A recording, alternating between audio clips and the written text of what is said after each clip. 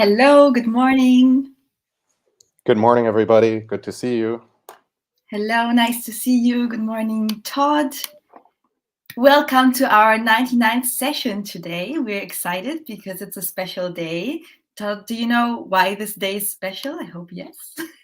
Oh boy, I'm on the spot now. Yeah, I have a wife, so I have to know that today is Valentine's Day, right? Yes, of course. She would be happy. So, welcome to our session on Valentine's Day. Today, we are going to talk about this important cultural topic in the English speaking world, but also about some extreme adjectives that you can use in other contexts than Valentine's Day. So, even if you're not a fan of this day, it's okay, you can stay because you're going to learn something important, anyways. Einmal vielleicht auf Deutsch nochmal. Willkommen zu unserer Session am Valentinstag. Heute sprechen wir nicht nur über diesen Feiertag, sondern auch über extreme Adjektive, die euch die Möglichkeit geben werden, eure Sprache etwas aufzuwerten und spannender zu machen. Das heißt, ihr könnt auch da bleiben, wenn ihr kein Fan vom Valentinstag seid. So, Todd, I'm actually curious because Valentine's Day is a big thing in the States, right?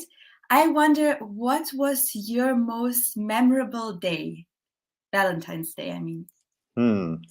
That's a tricky one. I've never been a huge fan of Valentine's Day, so I think the story that I would come up with is maybe not a typical Valentine's Day story. So Okay. here we go. We'll start the morning with a little Hörübung. So have a listen to the story and see how much you can understand. So I used to work as a server at a fancy restaurant when I was in college. And because I was single at the time, I was working on Valentine's Day. Not so fun. So on most days, I would usually have 4 or maybe 5 tables at the restaurant. But on Valentine's Day, every single table is a two-top, as we called it. A two-top is a table with 2 people. So I Okay. had 10 or 12 tables on this day that I had to Just to take make care of. sure I Yeah, understood, right. So you were a server, also ein Kellner, richtig? yeah, a Kellner. Okay. Yeah, exactly. Yeah. Okay. So I was serving for 10 or 12 tables at the same time. Okay. And Mhm. and of Das heißt, course, go ahead. okay, danke. Das heißt, nur, dass ich es richtig verstanden habe. Normalerweise hattest du 4 oder 5 Tische, aber dadurch, dass dann nur noch Pärchen kamen, gab es 10 bis 12 Tische, die du bedienen musstest an dem Abend. Exactly, because they were all small tables. Every table was 2 people. So it's of course Valentine's Day, and every couple, every pair that was at these tables think that they need special attention. It's a special night for everybody, right? And of course, with so many tables, there's no way that I could do that.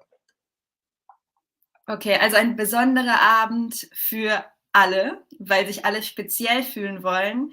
Und Todd musste natürlich allen das Gefühl geben, als seien sie speziell. Natürlich waren sie das, aber du hattest einen besonderen Job, Todd. Exactly. So, of course, with these 10 tables, I was incredibly busy and I forgot to put in an order for 2 tables. I forgot to put the food into the kitchen. Oh. Yeah. So Okay, you das can heißt, go du ahead. hast vergessen, eine Bestellung auszuliefern, beziehungsweise an den Tisch zu bringen. Exactly. And so you can imagine just how furious those people were when I told them. And in the end, I got bad tips and I didn't make very much money. And so it was for me just an awful, awful Valentine's Day. I was single and I had no money. So it was pretty Oh bad. no! That's my most memorable Valentine's Day. I expected you to get good tips at least because you had so many tables, but I would have hoped so. I would have hoped. oh no. Yeah. Okay. Todd's Valentine's Day war leider nicht so top, weil er weder Glück mit der Liebe hatte an dem Tag, noch mit dem Trinkgeld. Denn da so viel los war, hat er leider ein paar Bestellungen vergessen. Aber Todd, ich habe gerade gehört, du hast ein paar Adjektive benutzt, die mir aufgefallen Mhm. sind. You said the people were furious. So furious wie eine Furie. Das kommt mir gerade in den Kopf. Yeah, furious is, I'll post it up on screen. Furious Mhm. is a great example of what we will talk about a little bit later, which is an extreme adjective. It's an adjective that basically represents a very strong feeling. So maybe some of you can think of what the equal word, the less strong version of furious would be. What is a synonym for furious that's maybe not so strong? Does anybody know that?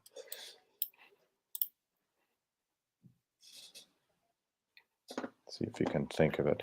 So to give you an idea of where I used it, the people were furious when I forgot their order.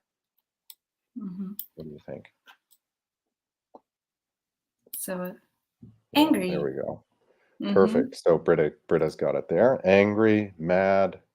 Those are Mad, kind of wütend. those are also strong emotions, but furious is a extreme emotion. It's very, very, very mad. Yeah, perfect.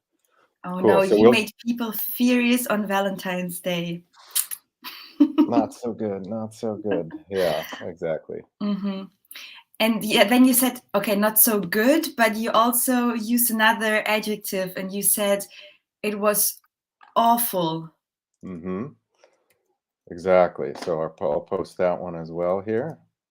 I said that it was an awful Valentine's Day for me because I made Mhm. no money and I made people furious, unfortunately. So what would another word for awful be, or did you already say it, Karina? Maybe you did. Um, I kind of said the opposite. I said not so good Hmm. would be awful, but maybe there's another way, another synonym.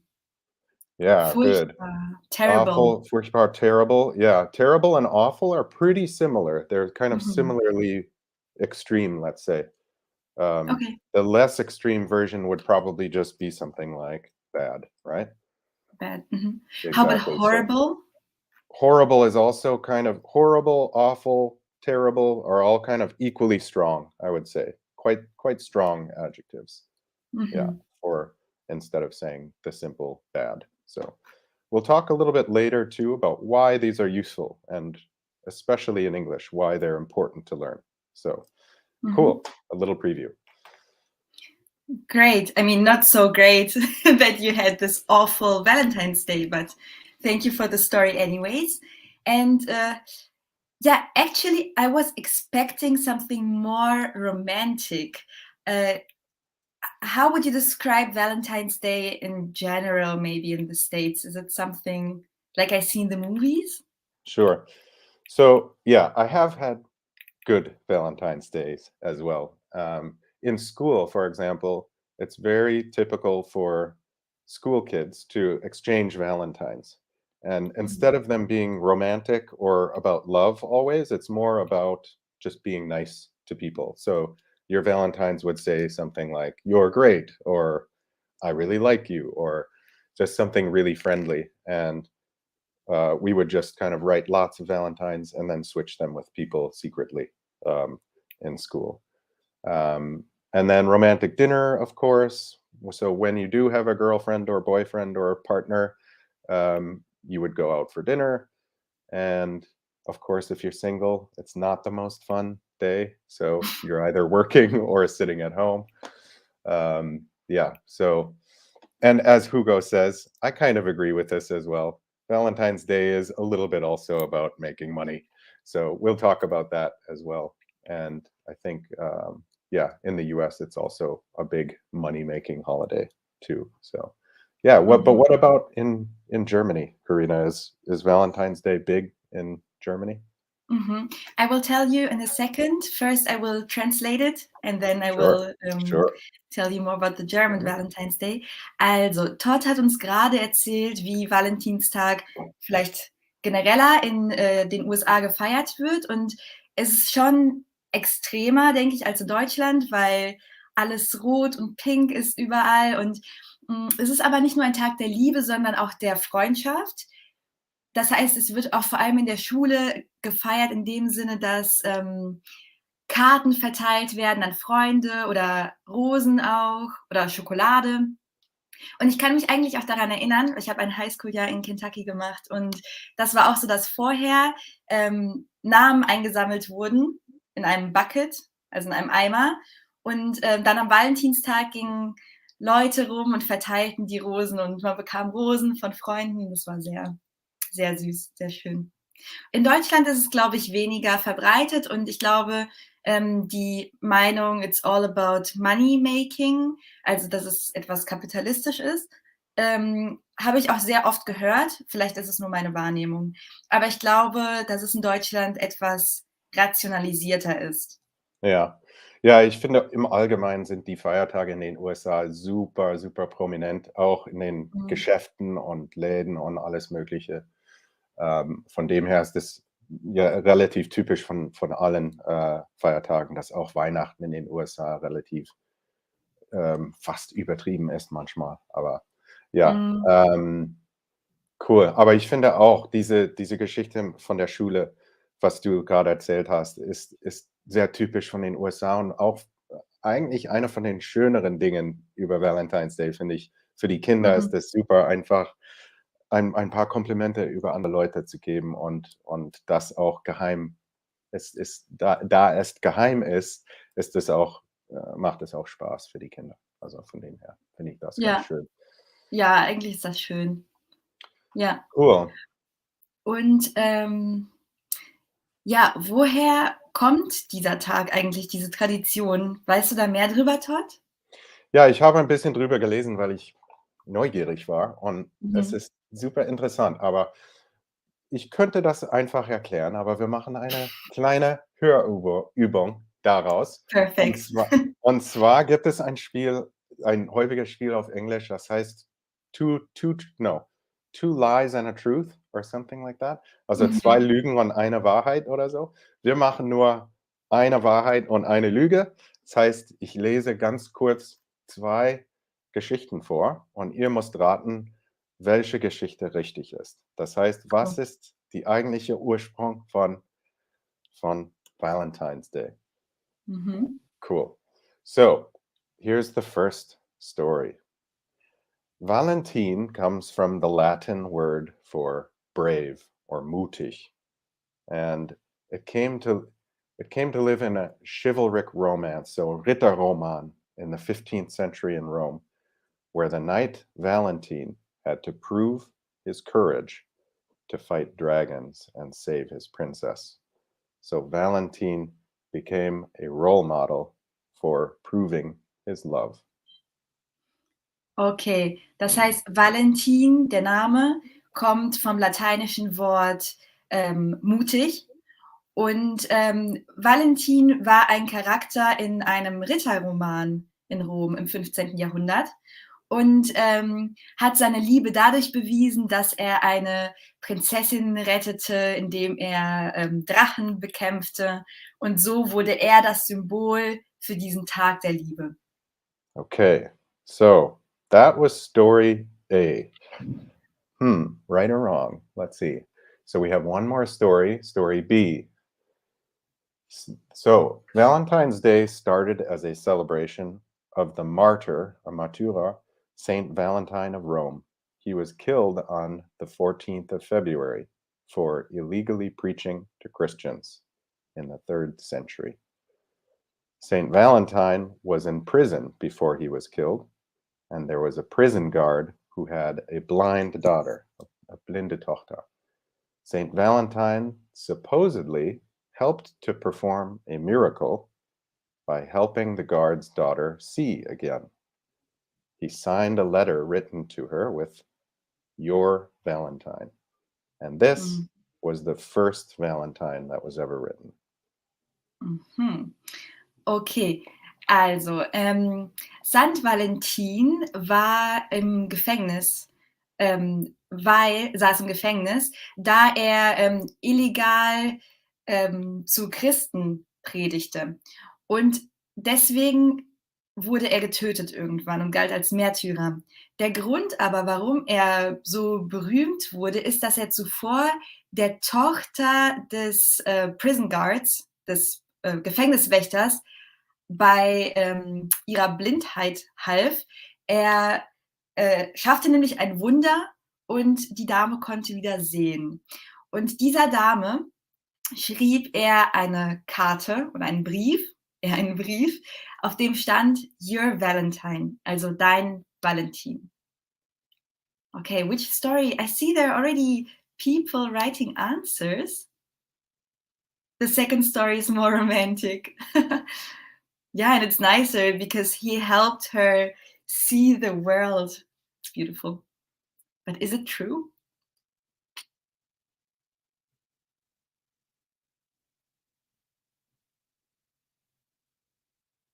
Oh, Todd, I can't hear you. I see you're speaking. Oh, yes, I had the mute on. Sorry about that. So I think the biggest clue is probably that Valentine does not mean brave or mutig, or does it, Karina? I don't think so. Oh, actually, I think it does. It does. Okay. So the second story is indeed correct. You are correct. And as Karina said, I think it's also more romantic in that he helped this young woman. That is actually true. Saint Valentine was a Roman priest of some kind in Rome and was killed as a martyr. Exactly. Very interesting. Okay, but now, when did it become a holiday for romantic love on a global level, or at least in the country? Yeah, this is the interesting thing. The real story really doesn't have a direct connection to romance or romantic love because we know he helped this young woman, but as far as we know, they weren't romantically involved. So this often happens with holidays. Over time, they get changed. The idea behind them get changed, and that's what happened with Valentine's Day. So in 18th century England, so in the 1700s, the day became connected to romantic love. And this was the time that cards and flowers and sending things to your partner um, became a popular thing. So in 1840, there was a new invention in the UK called the postage stamp, also Briefmarken, and they then it became much easier and cheaper to send letters or anything in the mail. And so in the next year, in 1841, many, many, many Valentines were sent. So we have a little quiz question for you. How many Valentines do you think were sent in England in 1841? So 1 year after the postage stamp was invented. Karina, can you recap real quick in German? Ja, es gab eine Erfindung in England, die verhalf, dass dieser Feiertag tatsächlich ein Feiertag wurde. Und das waren die Briefmarken, also Postage Stamps. Das heißt, schon im Jahre 1841 wuchs diese Zahl von einer Karte von Mr. Valentine auf wie viele Karten? Wir haben 2 Optionen für euch. Was it 400,000 Valentines or 3 million Valentines? So a little trivia for you. Is there a good word for trivia in German? Or what would you say for trivia? Quizfrage. Quizfrage, Würde ich okay. sagen. Ist das okay? Ja? Mhm. No idea. The first. So 400,000 or 3 million.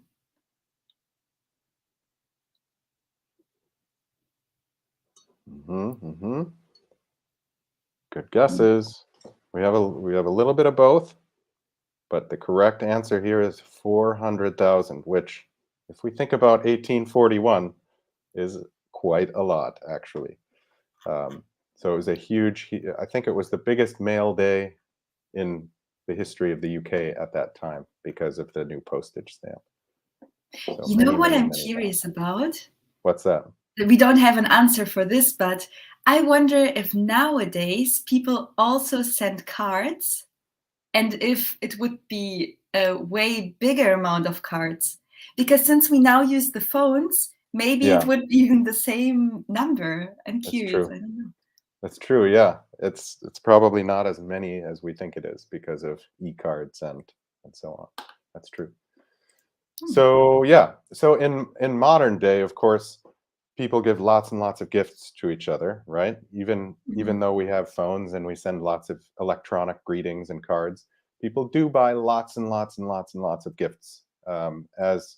As we heard earlier, it is a commercial holiday and lots of money is at stake. So what what do you think is the number one most popular gift on Valentine's Day in the United States?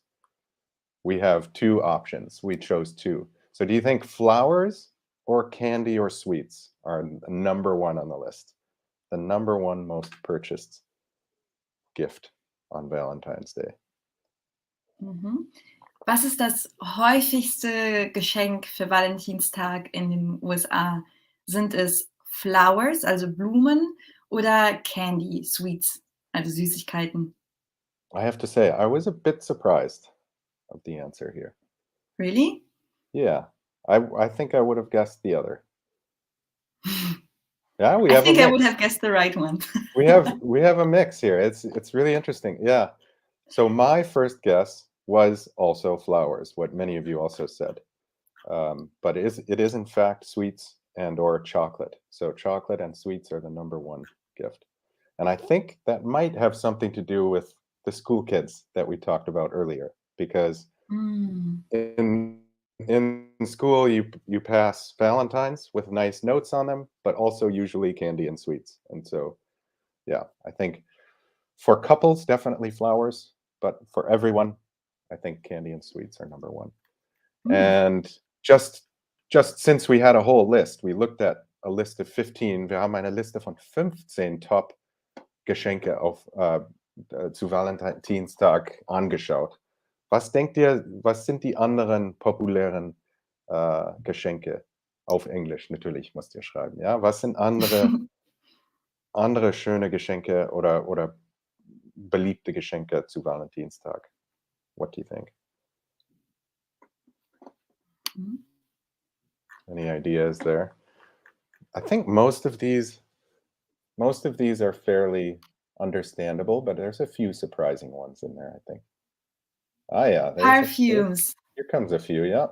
So Margaret and Sigrid say perfume. That was number 9 on number our list. 9. Diamonds, we Books? have. So jewelry, Britta says diamonds, and jewelry is number 7 on our list. We Good. don't know if it's diamonds or maybe cheaper jewelry. Is also Yeah, an option. exactly. We have from Bettina a candlelight evening. Very good. That would be maybe number 4 with a romantic dinner. Mhm. Very good. Yeah, perfume. A A Spa spa weekend. weekend. Okay, that would Massage. be maybe number 12 for a trip of some kind, Yeah, it's true. or event tickets. Yeah, event Yeah. tickets are on the list as well at number 11. Dinner for 2 is a classic for sure. Mhm. Yeah. Wow, you came up with quite a few cards as well. Gift cards, number 6 on the list. Very cool. I'm impressed. Came up Yeah. with almost all of them. Very good. The most surprising one on the list, I think, was probably the last one, right, Karina? With pets, Yes. Only with right? 1%, but some Yeah, people do get pets for Valentine's Day. as a Haustiere. That's a pretty extreme one, I think. Because what if the person doesn't want the pet? I always Yeah. think about that. And like, what kind of pets would it be? Like dogs that you have to take out 3 times a day, or would it be turtle that's pflegeleicht, eine Schildkröte? Yeah, who But I knows? mean, maybe people try to be more creative because, as we saw, we all guessed the same things. Wir That's hatten alle die gleichen Ideen, was die top populären Geschenke sind. Aber um rauszustechen, muss man vielleicht ein Haustier schenken. nice. Cool. So Okay. let's shift gears. Let's move over to expressing emotions, love, using adjectives. Karina, can you get us started? Yeah, because people don't only express feelings through gifts, but also through words.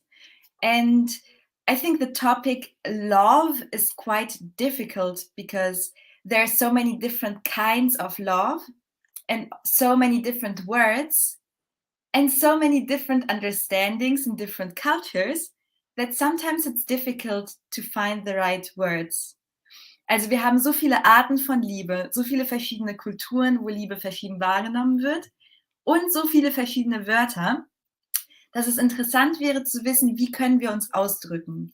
Und Todd, ich weiß nicht, ob du dich damit auskennst im Deutschen, aber ich glaube, man kann das immer auf einem Spektrum sehen und verschiedene Worte finden, um sich auszudrücken. Zum Beispiel zu Freunden würde man eher sagen, ich habe dich lieb.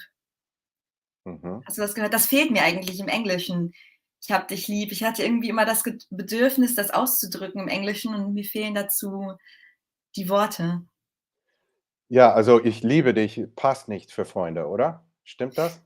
Das ist Ja, zu ich liebe stark, ne? dich. Ja. Zu stark. Ja. Ich würde sagen, ja, im Englischen ist es genau gleich. Wir haben auch so ein Spektrum, wo bestimmte Phrasen, bestimmte Ausdrücke ganz passend sind für Partner oder für Leute, die ja, für Partner eigentlich. Und Mhm. andere Sachen, wo es eher informell ist, wo es vielleicht eine andere Art von Liebe, ausdrückt. Und wir haben genau das Gleiche im Englischen. And of course, we all know "I love you." That's one of the first phrases that many of us learn or have seen in English. But I would say "I love you," much like "Ich liebe dich," is too strong, is too serious almost for most situations, except for when you're at a romantic dinner or when it's Valentine's Day or something like this.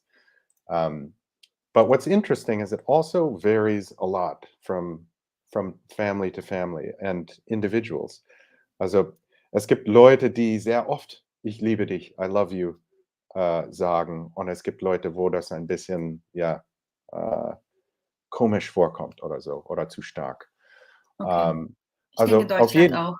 ja, genau. Also, auf Mhm. jeden Fall wollten wir euch ein paar, Redemittel geben, damit ihr diese verschiedene Arten von Liebe oder von ja, ähm, von Leuten, die ihr, gefallen oder sowas ausdrücken können. So, one example is simply to change the verb, right? So we have the verb love, and we can replace it with like.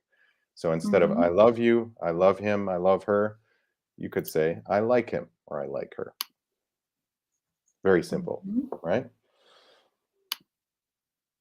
Karina, I think we had a funny conversation about this one though, right? You had an experience with "I like her," "I like him" in your time in the Yes. US. Yes. Okay, Todd gibt uns ja gerade Redemittel, um liebe Freundinnen gegenüber auszudrücken oder Menschen, die jetzt nicht gerade unser Partner, unsere Partnerin sind. Und ein Beispiel davon ist: „I like someone, I like you, I like him, her." Also, ich mag jemanden, wäre die wörtliche Übersetzung. Als ich in den USA war, habe ich das oft über Leute gesagt, natürlich, weil ich generell Menschen mag. Das heißt, wenn mich jemand gefragt hat, wie ich eine andere Person finde, habe ich immer gesagt, ja, I like her, ja, I like him. Und ich glaube, die Leute in den USA dachten, ich hätte einen Crush. This is how you say it in English, right? To have a crush. Yeah, yeah. Als wäre ich verliebt oder als würde ich auf die anderen Leute stehen, wie man vielleicht sagen würde, ein Crush, weil ich über alle gesagt habe, I like them. Also es heißt nicht unbedingt mögen, es hat dann schon eher eine auch romantische Bedeutung. Ja, also hier würde ich sagen, ist Kontext super wichtig. Das heißt, Okay. wenn man da in Highschool ist oder sowas und mit anderen Freunden redet und jemand fragt: „Oh, what do you think of Bobby?" Und dann sagst du: „I like him." Mhm. Dann wird es da angenommen, dass du einen Crush auf ihn hast oder so. Aber wenn man sagt: „Ja, yeah, do you like your colleagues?" "Yeah, I like them. I like my colleagues." Dann ist es bloß, ja, mögen, Okay. ne? Also, es kann beides bedeuten, aber auf jeden Fall, wird das ein bisschen weniger stark angenommen als I love you. Ja? Mhm. Noch ein Beispiel, was ganz schön ist bloß love ya, love ya.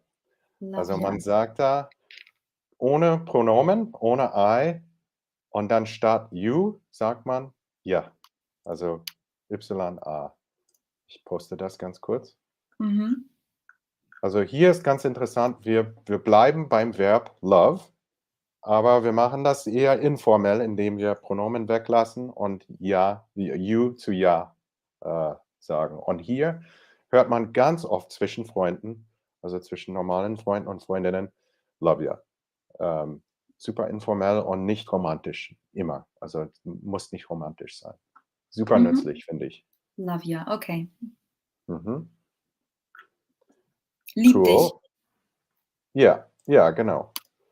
Noch ein paar Beispiele. Wir haben das Wort dear auf Englisch. Also wir sagen immer am Anfang von Briefen, dear Karina. Und was bedeutet dear? Dear bedeutet einfach, dass du mir wichtig bist.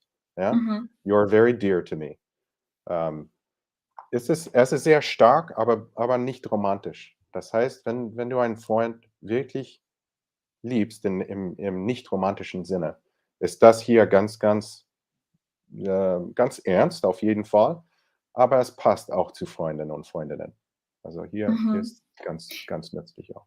I really like this adjective also for describing friends. So when I really love my friends, I say, this person is a really dear friend. Mhm. Ja, It means also like, oh, perfect. ich habe die Person sehr lieb.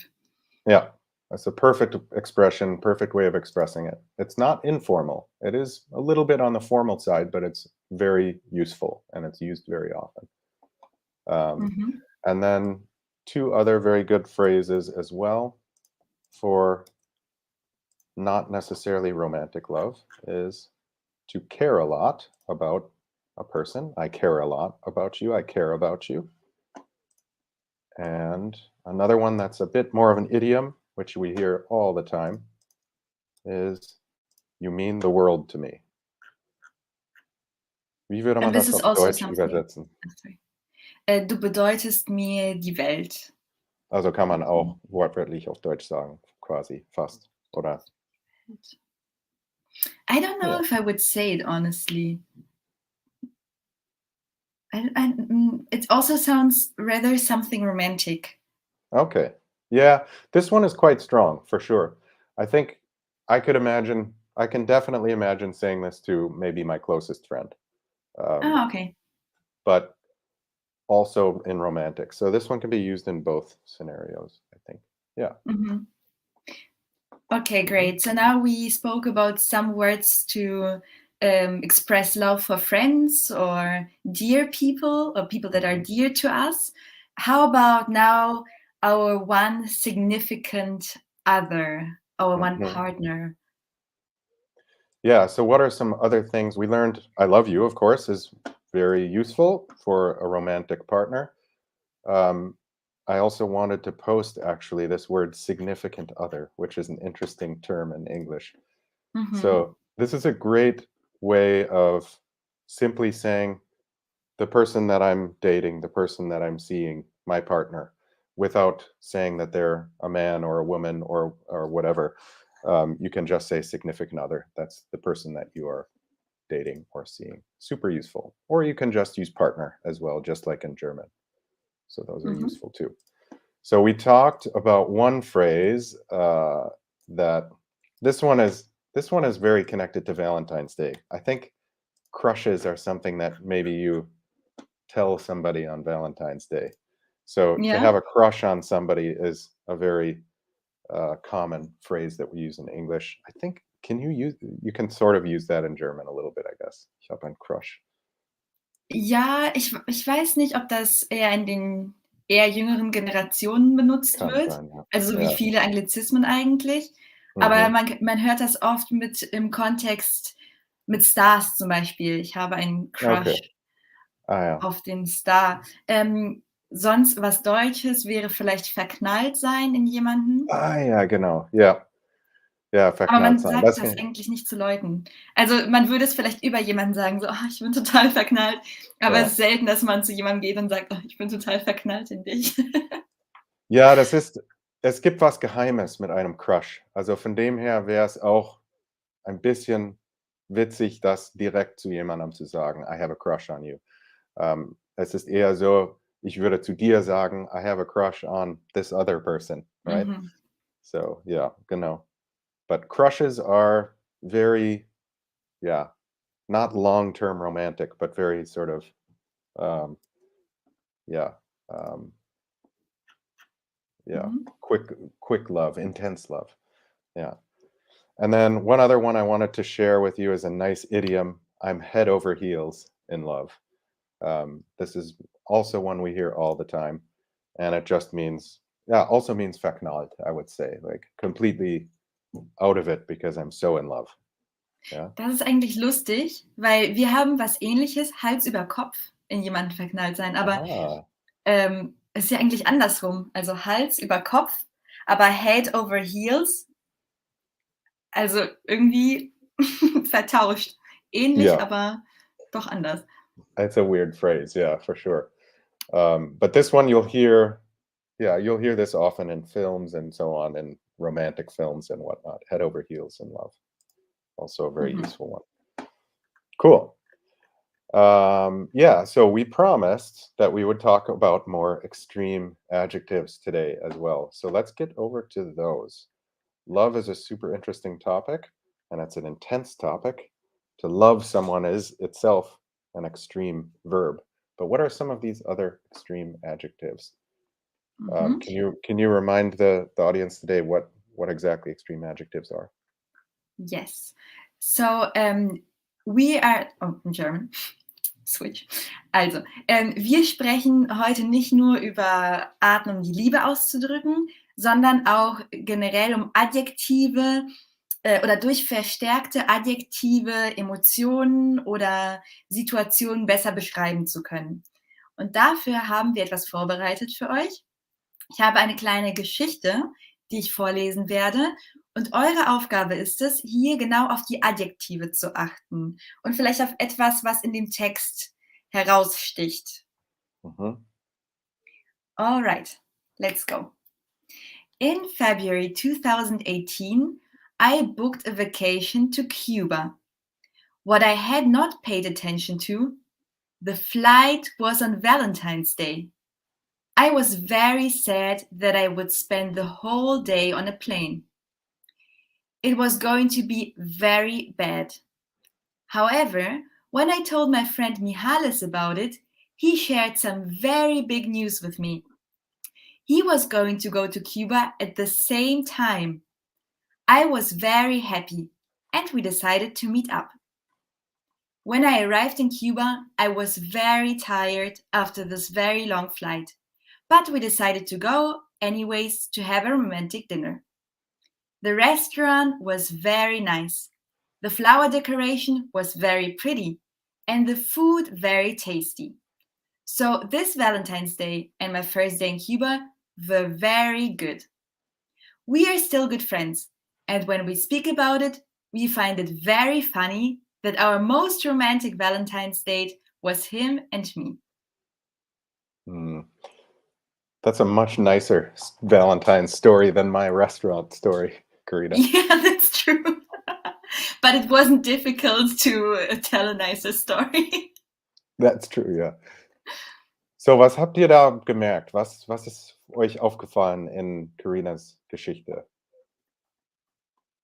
Was ist mit den Adjektiven? Habt ihr eine Idee? Ein Wort ist sehr, sehr oft vorgekommen in der Geschichte. Hm. Aha, ja. So, Britta hat gemerkt, es gibt ganz viele Verys. Das ist richtig, ja. Very, Very, very, very, very. very. Very, very, very, very, very. Genau.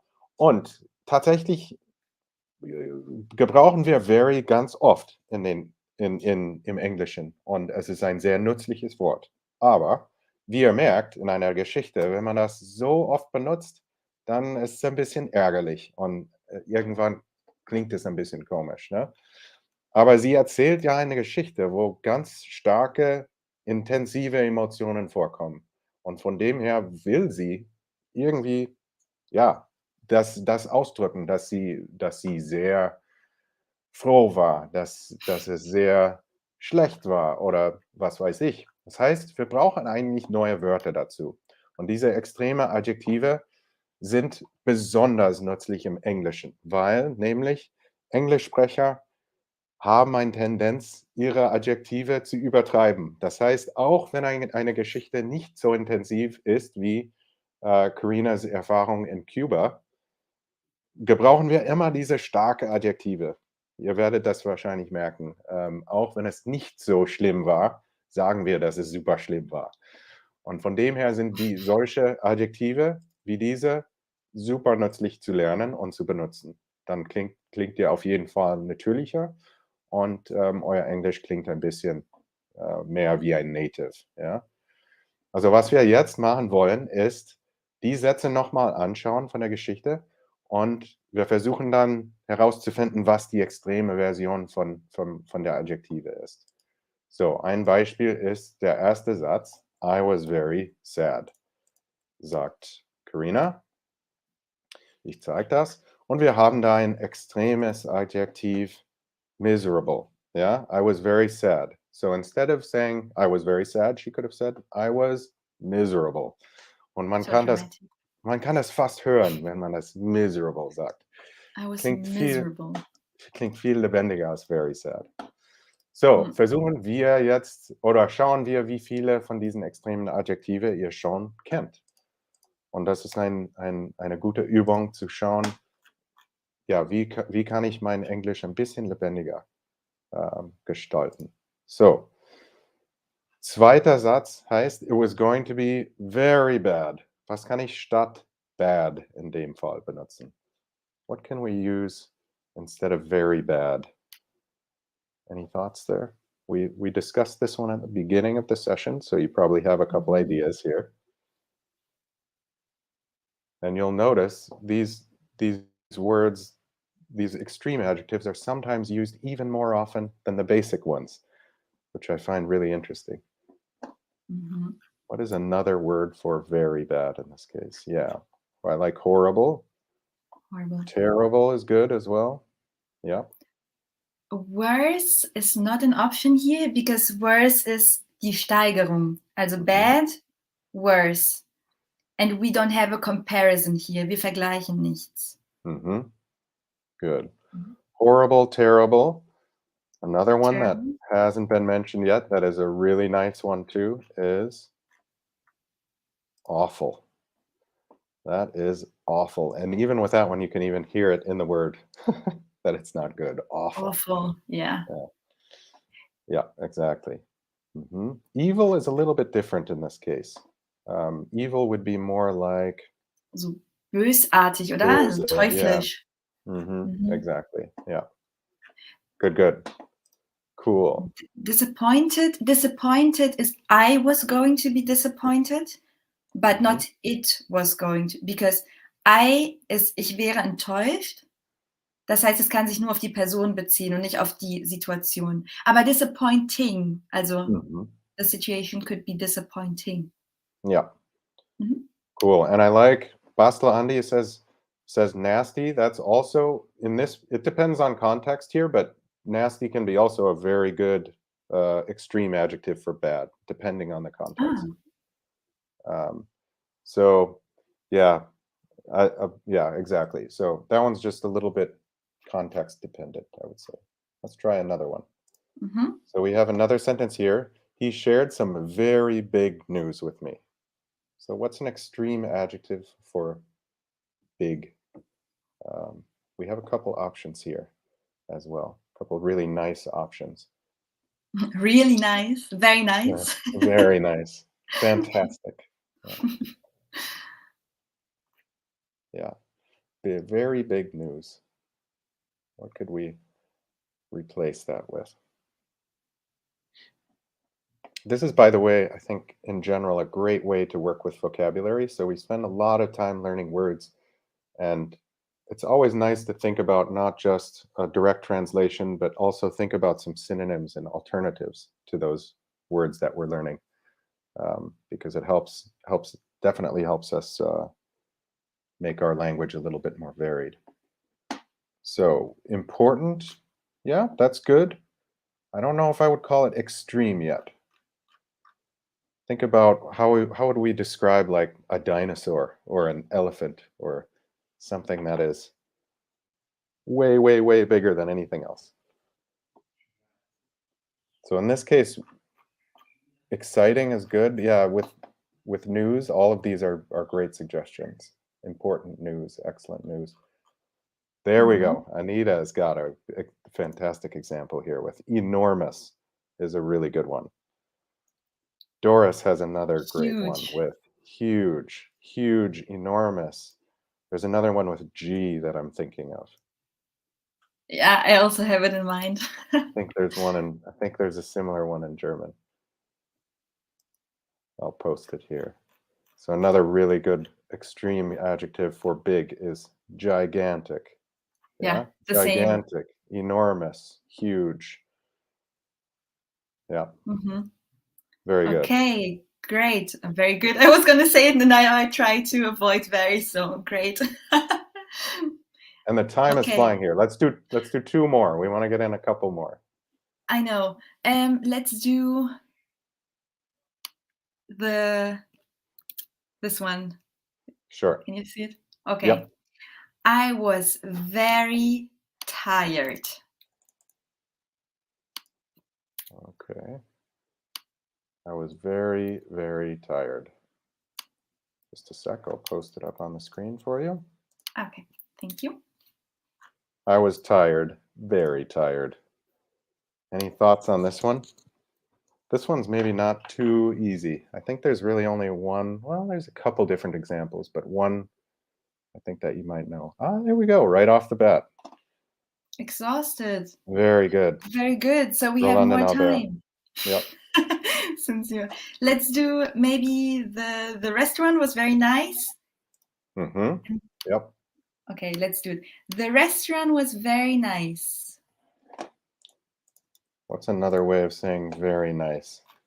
This one's pretty flexible. I think there are lots of possibilities with this one.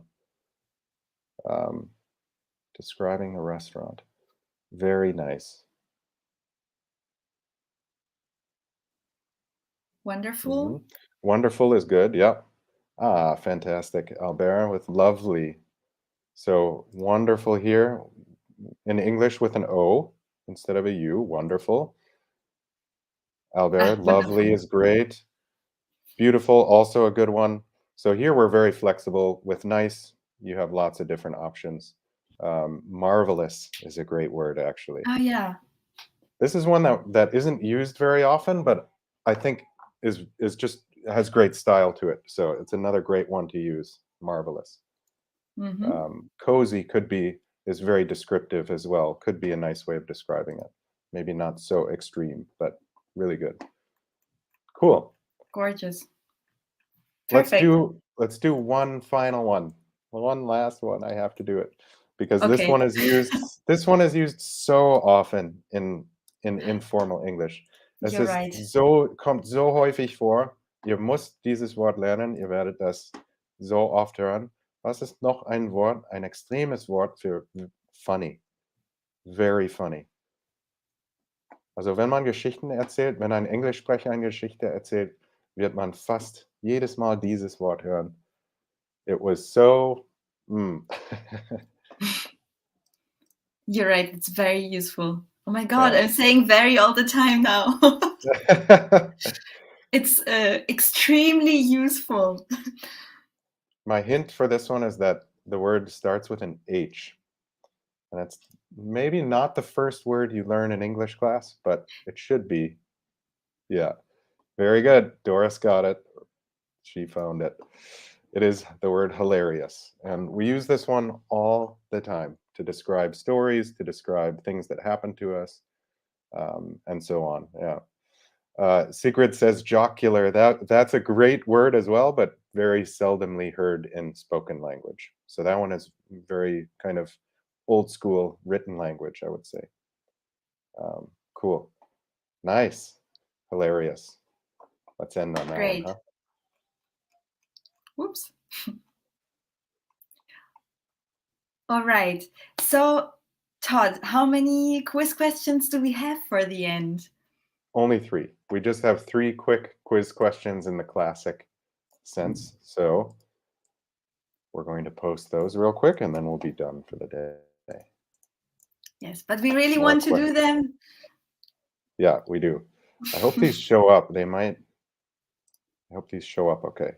So, number 1, we played a game on Valentine's Day, an ugly gift contest. I won because my gift was truly. Which extreme adjective fits here? We played a game on Valentine's Day. It was an ugly gift contest. I won because my gift was truly Was it spotless, spotless? furious, or hideous. What do you think? B. C, B. B's and C's.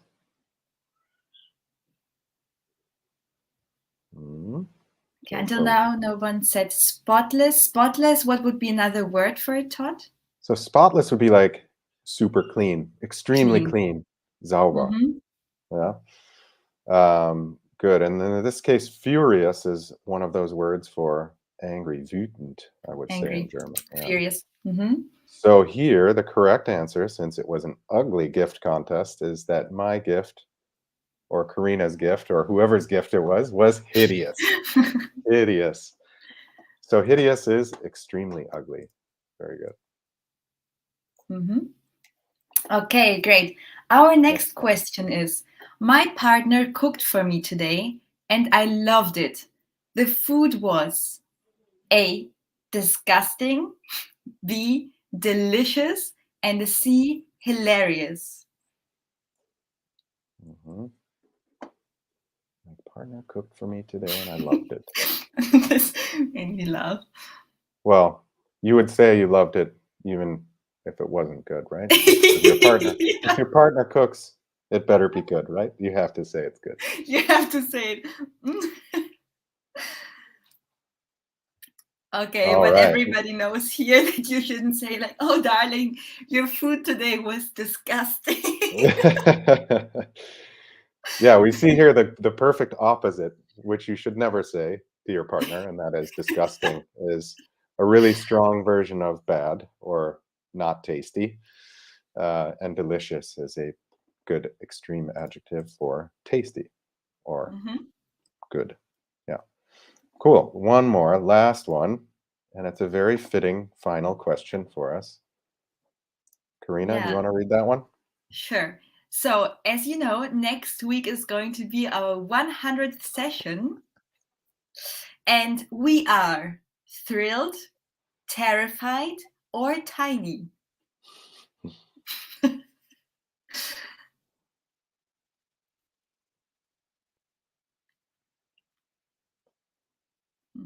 We'll see some A's. We are terrified. I suppose we could be tiny. You don't know because we're only from here up. But you know. Yeah. Exactly. Britta says we're tiny. Yeah. That's gonna remain a mystery, I guess. Nice. Okay. Yeah, it could be what we're not. We are thrilled. We are very excited. And we still want to know the topics that interest you. So your questions, your topics. You have time until Thursday. Also bis Donnerstag habt ihr Zeit, eure Fragen und Lieblingsthemen in die Kommentare zu schreiben, damit wir sie in unserer nächsten Session besprechen können. Wir werden übrigens 3 Leute sein in der Session. Also es wird besonders werden. Wir wollten alle dabei sein. Und kommentiert gerne. Wir haben außerdem auch den Fragebogen, den ihr wie immer ausfüllen und uns Feedback geben könnt. Genau. Und ja, wie Karina meinte, wir wollten das so gestalten, dass wir wirklich auf euer Feedback fokussieren beim 100. Folge. Und von dem her freuen wir besonders diese Woche drauf, dass ihr Feedback gibt, Fragen stellt, alles Mögliche.